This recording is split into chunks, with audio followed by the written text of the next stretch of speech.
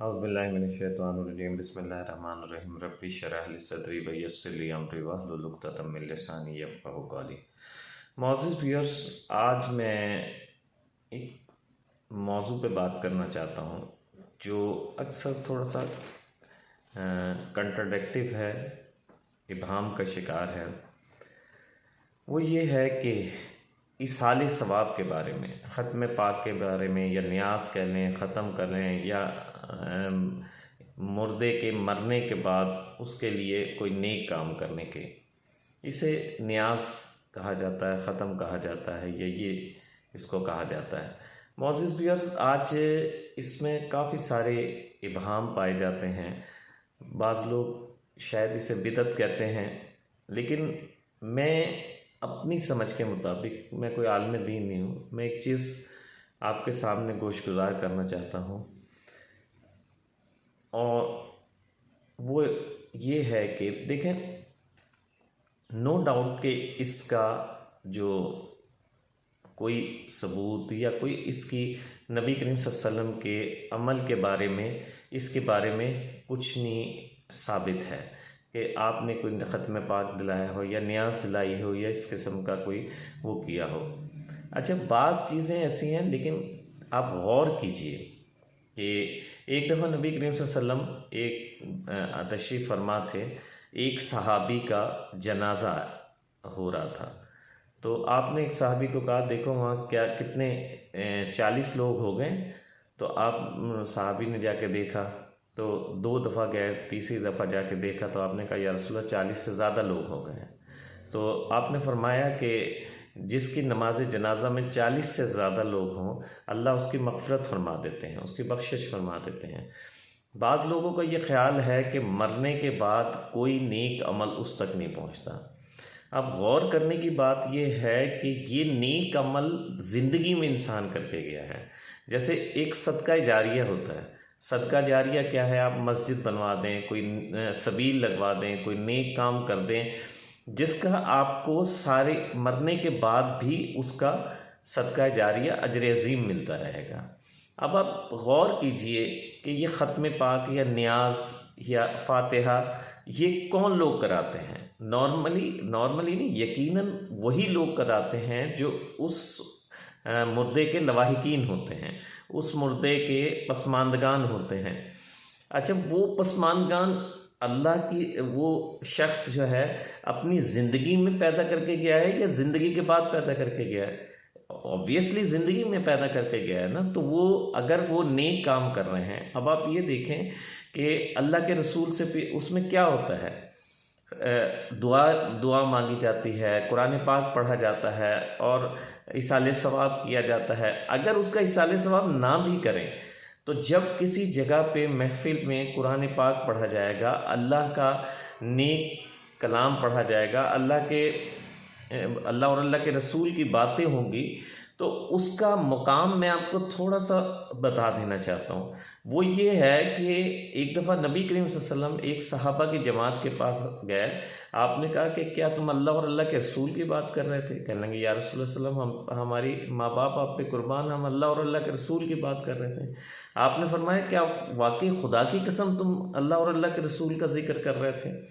तो साहबा ने कहा, वाकई या रसूलल्लाह, हम अल्लाह और अल्लाह के रसूल का जिक्र कर रहे थे। आपने फरमाया, मुझे ये शुबा था, मैं क्लियर करना चाहता था। अभी जिब्रील अमीन मेरे पास आए थे और अर्ज़ करने लगे, या रसूलल्लाह सल्लम, आपके सहाबा की एक जमात ज़मीन पे अल्लाह और अल्लाह के रसूल का जिक्र कर रही है, और अल्लाह अज़्ज़ा वजल आसमान पे उस जमात का जिक्र कर रहे हैं। यानी उस जमात की मकबूलियत का, उसकी कुर्बत का हम हर नेक काम, इसलिए हर इबादत, हर नेक काम, हर अच्छा अमल इसलिए करते हैं कि अल्लाह हमारी तरफ मुतवज्जह हो जाए, अल्लाह हमारा वो कबूल कर ले। तो आप ये देखें कि जहाँ पे अल्लाह और अल्लाह नमाज रोज़ा इनफरादी इज्तिमा इबादत होती है, वहाँ पे एक फ़रिश्ता आपका नेकी वाला लिख रहा होता है, और जहाँ अल्लाह और अल्लाह के रसूल की बातें होती हैं, वो ज़मीन से आसमान तक फ़रिश्तों की एक कतार लग जाती है। तो वहाँ पे जो ख़त्म पाक होता है, न्याज होता है, तो उसमें अल्लाह और अल्लाह के रसूल की बातें होती हैं, कुरान पढ़ा जाता है। अच्छा, वो कुरान कौन लोग पढ़ रहे होते हैं? जो उसके पसमानदगान होते हैं या उसके अजीज़ व क़ारिब होते हैं, जो उसके रिश्तेदार होते हैं, तो आप ये देखें कि कोई भी शख्स, आप जब वो ज़िंदगी में उसको छोड़ के गया है, और जब वो यानी अगर कोई मस्जिद बना के गया है, जो जब तक उसमें नमाज़ पढ़ी जाती रहेगी तो उसको उसका सवाब मिलता जाएगा। अगर कोई पैसा खर्च करके गया है ऐसी चीज़ पे, कुआं लगवा के गया है, सबील लगवा के गया है, नादी लगवा के गया है, तो वो जब तक उस पे से लोग पानी पीते रहेंगे तो उस शख्स को, चाहे वो ज़िंदा है चाहे मर गया है, तो उसे सवाब मिलता रहेगा। यकीनन मरने के बाद कोई चीज़ उसकी काउंटिंग में नहीं आती। जो भी नेक अमल मरने के बाद तो कर ही नहीं सकता ना, लेकिन जो काम ज़िंदगी में वो कर गया है वो तो उसकी काउंटिंग में आता रहेगा ना, मरने के बाद भी सदका जारिया है। इसी तरीके से उसके औलाद या अच्छे पसमानगान उनकी सही तरबियत करके गया है, वो उसके लिए वो एक जगह पे बैठ के उसको नहीं भी इसाले सवाब पहुँचा रहे हैं, एक जगह बैठ के अल्लाह के रसूल की बातें कर रहे हैं, कुरान पाक पढ़ रहे हैं, इबादत कर रहे हैं, तो उसमें क्या होगा कि उसका सवाब अल्लाह ताला की ज़ात, उस महफ़िल का सवाब अल्लाह ताला की ज़ात उस शख्स के नामे अमाल में ज़रूर लिखेगी, और उस शख्स को उस महफ़िल का सवाब ज़रूर मिलेगा। तो दूसरी बात ये है कि उसमें कुरान पाक पढ़ा जाता है, अल्लाह और कुरान पाक की तलावत की जाती है, और यही चीज़ें होती हैं ना। अच्छा, इसका सवाब क्या है कि आप, इसका सबसे बड़ा सबूत है नमाज जनाजा। आप ये देखें, नमाज जनाजा जब पढ़ा जाता है तो नमाज जनाजा ऑब्वियसली उसके फौतगी के बाद ही पढ़ा जाता है ना, और उसका अगर उसके नबी करीम सल्लल्लाहु अलैहि वसल्लम की वाज़ेह हदीस है, मुस्तनद हदीस है कि अगर 40 लोग उसके नमाज जनाजा में शामिल हो जाएं तो अल्लाह उसकी मग़फ़िरत फरमा देता है। तो नमाज जनाजा इसका सबसे बड़ा सबूत है कि मरने के बाद भी अल्लाह ताला फ़ैसले फरमाता है। हदीस कुदसी है, रोज़ महशर एक शख्स आएगा, अल्लाह उसे जहन्नुम का हुक्म सुना देंगे, तो वो अल्लाह ताला की तरफ पीछे मुड़ के देख रहा होगा, तो उसे पूछा जाएगा कि अभी तो तुझे जहन्नुम का हुक्म सुना दिया, तो क्या मुड़ के देख रहा है? कहने लगा, या अल्लाह, तेरी किताब में लिख रहा था ला तक़नतु मिन रहमतिल्लाह, तो मैं तेरी रहमत से मायूस नहीं हूँ, मैं तो शायद तेरी रहमत मेरे किस वक़्त जोश में आ जाए और मुझे बख्श दे। तो अल्लाह कहेगा इसको जन्नत में डाल दो। तो बात यह है कि अल्लाह के लिए कोई काम, ये सारे काम जो ख़त्म पाक में हो रहे होते हैं वो वही लोग कर रहे होते हैं जिन्हें वो पसमानगान छोड़ के जाता है, जो लोग अपनी औलाद की इस्लामिक तरबियत नहीं करते, दीनी अहकामात नहीं समझाते, दीन की बातें नहीं बताते हैं, दीनी माहौल नहीं रखते, उनकी औलाद कोई ख़त्म पाक नहीं करती, उनकी औलाद कोई यानी नियाज़ फातिहा नहीं करती।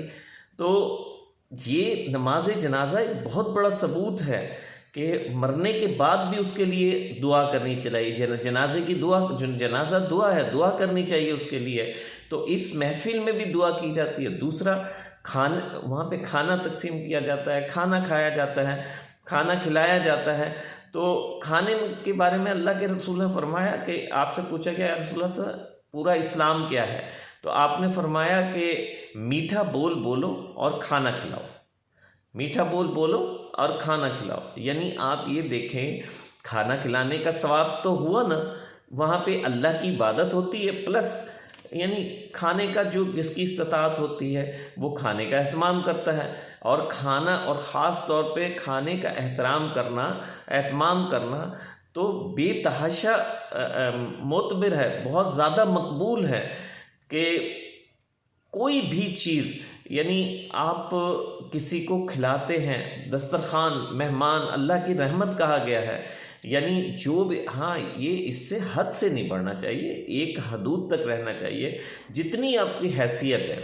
हर शख्स के लिए हर अमल में अल्लाह ताला ये फरमाता है कि तंग दस्त अपनी हैसियत के मुताबिक और मालदार अपनी हैसियत के मुताबिक। इवन देन के बीवी को नान नफ़का देने के लिए भी यही हुक्म है। ये जो हम बहुत ज़्यादा बहुतात करते हैं, यानी कर्ज़े ले के ख़त्म पाक नियाज और ये दिलाते हैं। और दूसरी बात, एक और चीज़, गुरबा को भी खिलाना चाहिए। गुरबा को खिलाना बहुत बड़ा सवाब है। लेकिन अपने रिश्तेदारों को खिलाना बहुत बड़ा अजर अजीम है। आप नबी करीम सल्लल्लाहु अलैहि वसल्लम ने फरमाया कि हदीस है कि आपने फरमाया कि 3 दिनार हैं। 1 दिनार वो है जो तुम जहाद पे खर्च करते हो, 1 दिनार वो जो है जो तुम अल्लाह के रास्ते पे खैरात करते हो, और 1 दिनार वो है जो अपने माँ बाप, बहन भाइयों, बीवी पे खर्च करते हो। तो इनमें सबसे ज़्यादा सवाब उसका है जो आप अपने बहन भाई, बीवी, बच्चों पे, अपने रिश्तेदारों पे खर्च करते हो।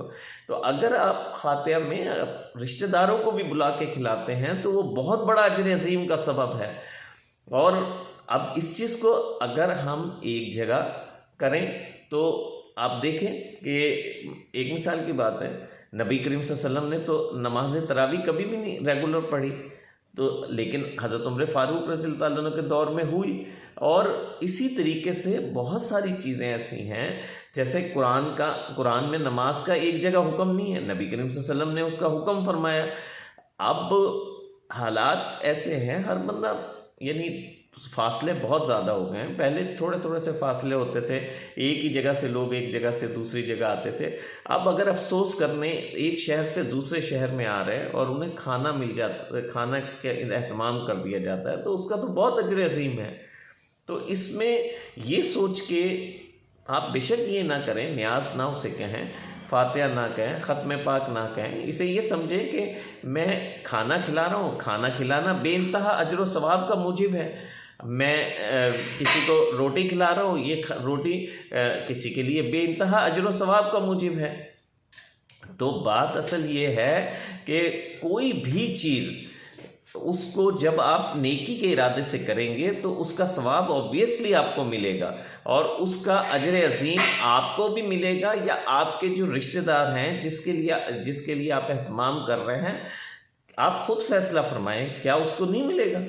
यानी वो ये जो इसाले सवाब कर रहा है, न्याज करा रहा है, फातिहा करा रहा है, वो शख्स करा रहा है, वो रिश्तेदार करा रहा है, वो पसमानदगान में से करा रहा है जिसको वो दुनिया में पैदा करके अच्छी तरबियत दे के गया है। तो ये तो सदका जारिया है। इसका सवाब अगर इससे कोई अगर ये सोचे कि ये कोई बिदअत है या इख्तरा है, तो उसके अपने दिल की मर्ज़ी है, कोई भी चीज़ हो सकती है। क्योंकि हम अगर इस नज़रिए, असल बात होती है नीयत की। नीयत अगर ये होगी कि एक खाना खिलाऊंगा, मैं उनका रिश्तेदार हूँ और अल्लाह राज़ी होंगे, और ऑब्वियसली मुझे वो पैदा करके गए हैं, मेरे से वो ताल्लुक़ रख के गए हैं, मेरे से वो रिश्ता रख के गए हैं, उसका अजर उनको मिलेगा, क्योंकि मैं वो सदका जारिया करके गए, अच्छी तरबियत दे के गए। और फातिहा यानी कुरान पाक पढ़ने का ऑब्वियसली सवाब है। तो ऑब्वियसली अगर हम नियत ये करके करेंगे कि अल्लाह ताला इसका सवाब उन्हें दे दे, तो अल्लाह ताला उनको उसका सवाब अता फरमाएंगे। तो इसमें कुछ फ़िरक़ों का आपस में कंट्राडिक्शन है, लेकिन ये इस बात पे गौर करें तो शायद हो सकता है मैं गलत हूँ। अगर कोई गलती हो जाए तो कमेंट में रहनुमाई कीजिए, अगर बात अच्छी लगे तो शेयर कीजिए। अस्सलाम वालेकुम वरहमतुल्लाहि वबरकातुहू।